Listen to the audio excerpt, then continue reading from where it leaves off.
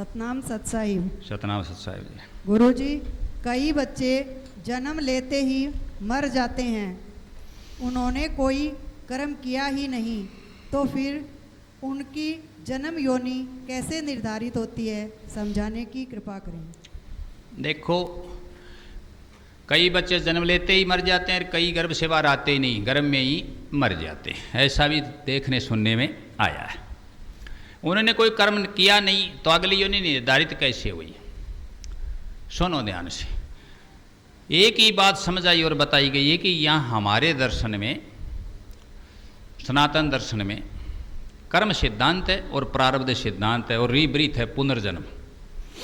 समझ गए इस बात को? पुनर्जन्म है।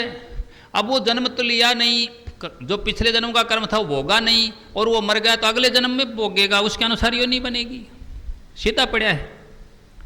जन्म बच्चे का होना था पिछले जन्म के अनुसार और बच्चा गर्भ में खत्म हो गया, बाहर आते ही खत्म हो गया, ठीक है जी।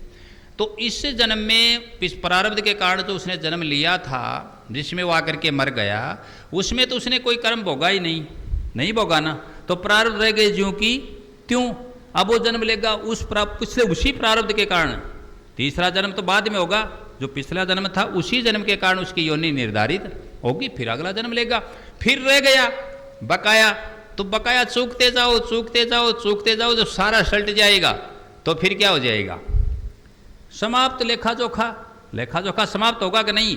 किसी के बैंक में पैसे हैं, 1 लाख रुपये हैं, थोड़ा थोड़ा करके निकलाता रहे, जब तक ही बैंक से संबंध रहेगा, जब तक उसका खाता खत्म, सुलटारा नहीं होगा कि नहीं होगा? तो बराबर फिर कुछ नहीं, जीरो बैलेंस, जीरो, कुछ नहीं, खाता क्या काम। समझ गए इस बात को?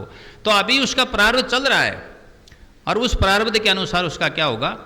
जन्म होगा। और एक बार नहीं होगा, यदि वो प्रारब्ध खत्म नहीं हुए तो बार बार होगा, होता ही रहेगा जो हो रहा है।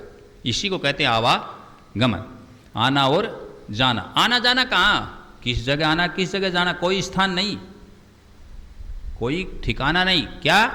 शरीर बदलना, योनि बदलना। 1,84,00,000 बता रखी हैं, बतेरी हैं, बदलते रहो जी, चलता रहेगा सिस्टम। इस प्रकार जो बच्चा जन्मा था और वो चलता रहा, तो वो जिस प्रारब्ध कर्म के कारण जन्म हुआ था, उसी प्रारब्ध को के शेष रहने के कारण उसकी अगली योनि या उसका जन्म निर्धारित होगा। सतनाम सत्संग।